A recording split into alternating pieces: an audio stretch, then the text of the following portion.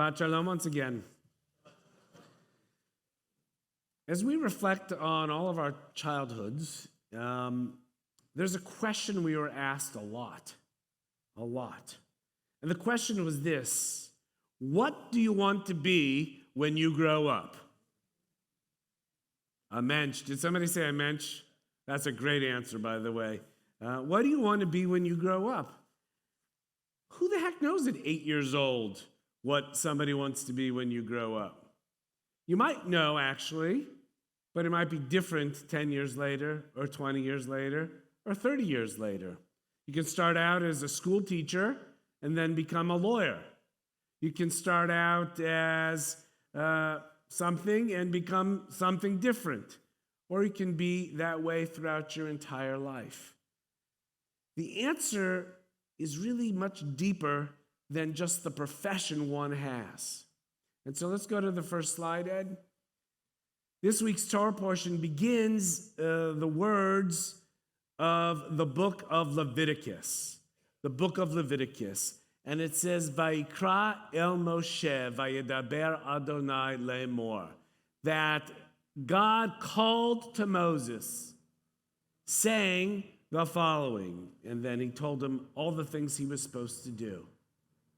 And it's so interesting, this phrase, that first word on the upper right-hand corner, Vayikra, because you don't see that very often. You usually see words like Vayedaber, Sav, Emor, things like, I told you to do this, or I'm saying to do this. But I called to Moses is really interesting. The great commentator Rashi said the following. He said, every time God communicated with Moses, whether it was represented by this expression, Vayedaber, and he spoke, Vayomer, and he said, Vayitzav, and he commanded, it was always preceded by God calling to Moses by name. But in this particular instance, with that particular word, it's a sign of affection and love. It's different when your boss tells you to do something, or if your parent tells you to clean your room. Those are kind of commandments. We may or may not follow them, but we do. They're commandments nonetheless. But in this instance, God calls to Moses with love and affection. And that's something for us to keep in mind for just a moment. Because God wanted to get the most out of Moses. He was calling upon him for great deeds. For great deeds. My friends, I feel like God is calling us for great deeds. And God is doing it with love and compassion. I'm just not sure humanity is responding or listening. What else is unusual about that word? Can somebody tell me what's unusual about that word? Marty. It's got a little olive, a baby olive. If you look right below it to the second letter in the second line on the right, that's a regular size olive. But this one is small, and it's that way in all the Torahs. A Hasidic rabbi wrote the following. He said, as a rule, the Torah is written with medium letters like the ones we see everywhere else, signifying that a person should strive for the level of being at ease, even with all the things that you do. But Adam, the first human being's name, was spelled with an oversized olive because his enlarged sense of self led to his downfall. On the other hand, Moses, through his sense of modesty, attained the highest level of humility expressed by the miniature olive in Vayikra. That God was calling him, and Moses didn't retreat, but he knew that he was part of something bigger than himself.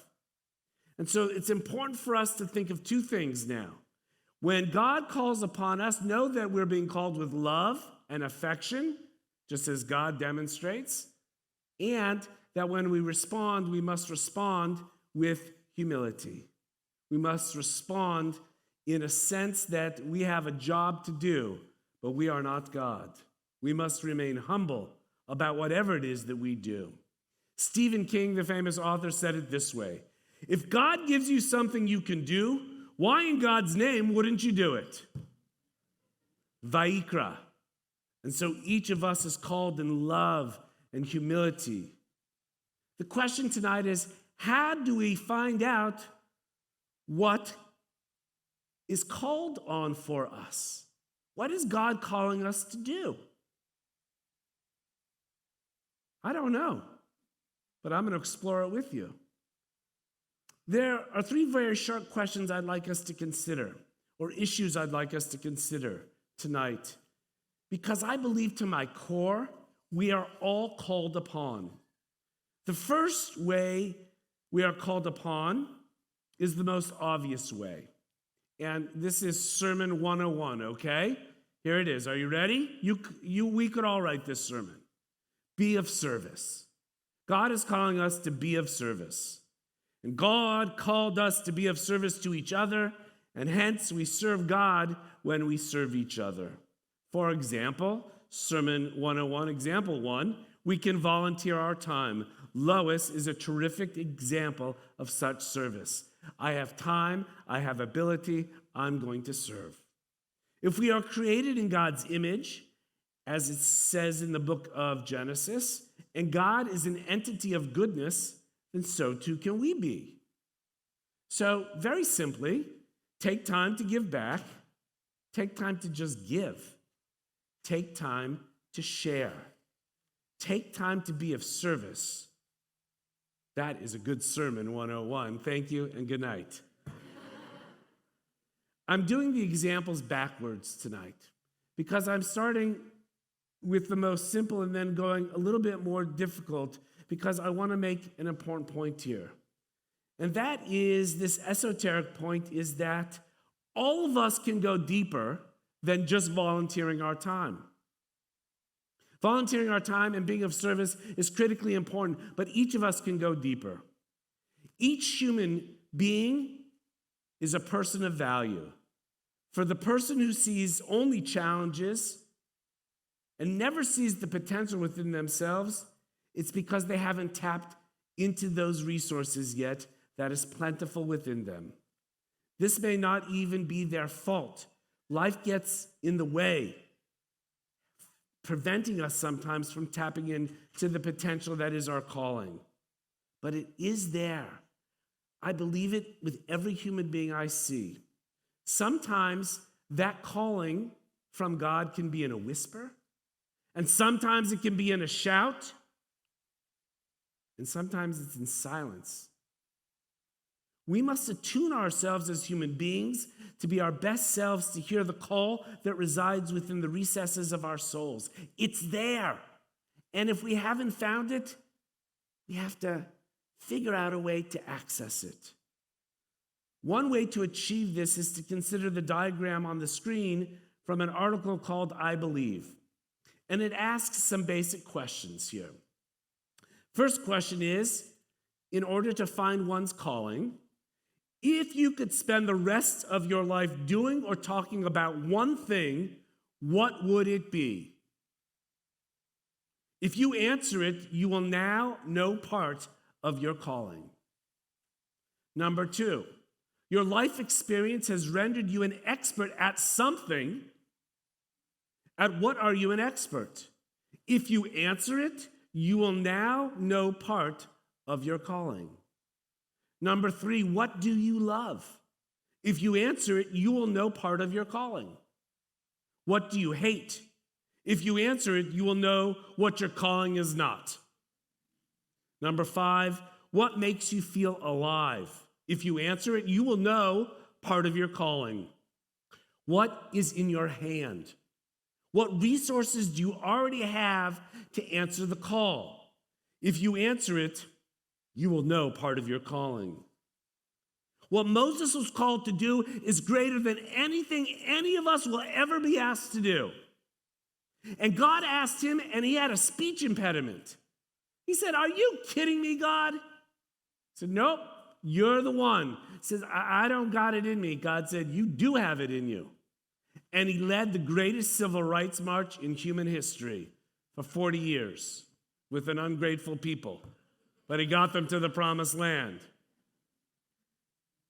God told him that he had those resources. And our call isn't Moses's.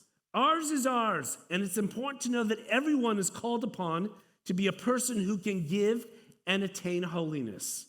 Tomorrow morning, my friend Maya will read from the book of Leviticus. And it's a lot about sacrifices. The purpose of a sacrifice in ancient times was to take the best of what somebody had, the best bull without blemish, the best sheep without blemish, your first fruits that were the most delicious, and offer them up to God. It's no different in our day. Take the best of what's in each of us and let it rise up to give to others. We're too sedentary in our ways. By the way, I'm not talking about a profession, although that can be a calling, which I'll talk about in just a moment. I'm talking about our essence, about who we are as human beings. Our friend Bob Wolf, may he rest in peace, he asked me to come speak at his retirement home 2 years ago. And so I did. Bob was 102 at that time, and he wasn't the youngest person there. I said, "What bothers you?" These wonderful elderly people said, "I can't drive anymore. I can't see. I can't help myself. I can't da." So I said, "What can you do?" And the answers were more beautiful than I could come up with. One woman, 103, said, "I can still love with all my heart. That's my calling. I can say thank you to the wait staff even when the food isn't good," another person told me. I said, "That's very gracious of you." But for that person at that moment, that was their calling. They didn't have any other abilities that were tangible to them, but to be kind and thoughtful and love, that's a calling in and of itself. Okay, Rabbi, well, that's all well and good. How does a person know what he or she is called to be or to do? Here's my answer, friends. If you don't know, do good anyway. Fake it until you make it, and it will become your calling. Go work at the soup kitchen if you've never done that. Call somebody who you know is lonely and doesn't get a lot of calls. I cannot tell you how many times our bar and bar mitzvah kids volunteer at Heritage Point, and my friend Loretta and Herb are here, a great Jewish retirement home. And some of the people there say, "You're the only person who's visited me this entire month." And think about that. That's a calling for a 13-year-old to give of themselves 1 hour to go play bingo with somebody who just wants human contact. That's a calling. If you have a passion for something, that's a calling. Take, for example, if you love baseball, that's wonderful. But don't stop there. Don't just play it or bet on it or watch it, but also coach a team. Donate to a special needs club. Make use of your passion so that it's not just your passion, but that you share it with everyone. Those who are dedicated to family, they have a calling. Make sure such a dedication is actualized. Those who are loyal to friends have a calling. Make sure that loyalty is realized, not just by saying, "Yes, I have a friend. I haven't spoken to them in 20 years, but they're my dearest friend." Those who share the blessings of life with others have a calling. Such sharing is the calling. One's calling may not have a name, but it has a purpose. We all have a purpose. I'd like to conclude with telling you my last 24 hours. As many of you know, I'm one of the chaplains of the Irvine Police Department, and it doesn't really require a lot of time. I show up for some ceremonies, and every now and again, I get called out to help in a critical incident or for a death notification or something like that. Last night was the awards ceremony, and they gave the Officer of the Year award. And to hear this young man couldn't be more than 30 years old talk about his passion and his calling and how strenuous it is and how meaningful it is was very powerful to be a part of and to witness. His professional calling was of the first order.